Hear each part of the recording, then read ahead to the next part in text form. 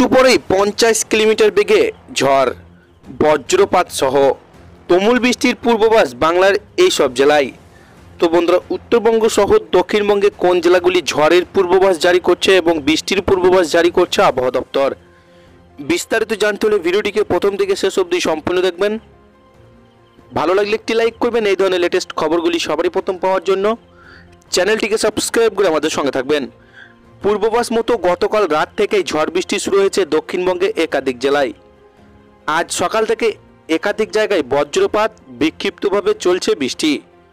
আবহাওয়া দপ্তর জানিয়েছেন, আজ দক্ষিণবঙ্গের সবকটি জেলাতেই বজ্রবিদ্যুৎ সহ বৃষ্টি এবং দমকা হাওয়া বইতে পারে। দক্ষিণবঙ্গের 7টি জেলায় রয়েছে কালবৈশাখীর পূর্বাভাস। ইতিমধ্যে জারি হয়েছে কমলা সতর্কতা। রবিবার পুরুলিয়া, বাঁকুড়া, পশ্চিম মেদিনীপুর, ঝাড়গ্রাম, বীরভূম, মুর্শিদাবাদ, পূর্ব পশ্চিম বর্ধমান বৃষ্টির পাশাপাশি ঘন্টায় 40 থেকে 50 কিলোমিটার গতিবেগে দমকা হাওয়া বইতে পারে। কোথাও কোথাও ঝোড়ো হাওয়ার গতিবেগ হতে পারে ঘন্টায় 50 থেকে 60 কিলোমিটার। ওদিকে উত্তর এবং দক্ষিণবঙ্গে বাকি সমস্ত জেলায় রবিবার 24 ঘন্টার জন্য জারি হয়েছে হলুদ সতর্কতা।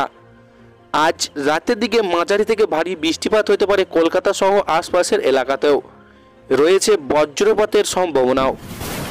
কেন হঠাৎ ঝড় বৃষ্টি? আবহাওয়া দপ্তর জানিয়েছেন, বর্তমানে উত্তর বাংলাদেশ সংলগ্ন এলাকায় একটি ঘূর্ণাবর্ত রয়েছে। এর জেরে বঙ্গোপসাগর থেকে প্রচুর পরিমাণে জলীয় বাষ্প ঢুকছে বায়ুমণ্ডলে। এর প্রভাবেই একাধিক রাজ্যে ঝড় বৃষ্টি হচ্ছে। ঝড় বৃষ্টির কারণে গোটা দক্ষিণবঙ্গে বেশ কিছুটা তাপমাত্রা কমেছে এক ধাক্কায়। আজ থেকে দক্ষিণবঙ্গের জেলাগুলিতে 3 থেকে 4 ডিগ্রি মতো তাপমাত্রা কমতে পারে বলে আগেই জানিয়েছে আবহাওয়া দপ্তর। সোমবার দক্ষিণবঙ্গে বজ্রবিদ্যুৎ সহ বৃষ্টির সম্ভাবনা রয়েছে। পাশাপাশি ঘন্টায় 30 থেকে 40 কিলোমিটার বেগে বইতে পারে ঝোড়ো হাওয়াও। এদিকে মঙ্গলবার পর্যন্ত ঝড় বৃষ্টির সতর্কতা রয়েছে উত্তরবঙ্গের সমস্ত জেলাতেই। তো এই ছিল আজকের লেটেস্ট খবর। ভিডিওটিকে ভালো লাগলে লাইক করবেন। এই ধরনের খবরগুলি সবারই প্রথম পাওয়ার জন্য চ্যানেলটিকে সাবস্ক্রাইব করে আমাদের সঙ্গে থাকবেন।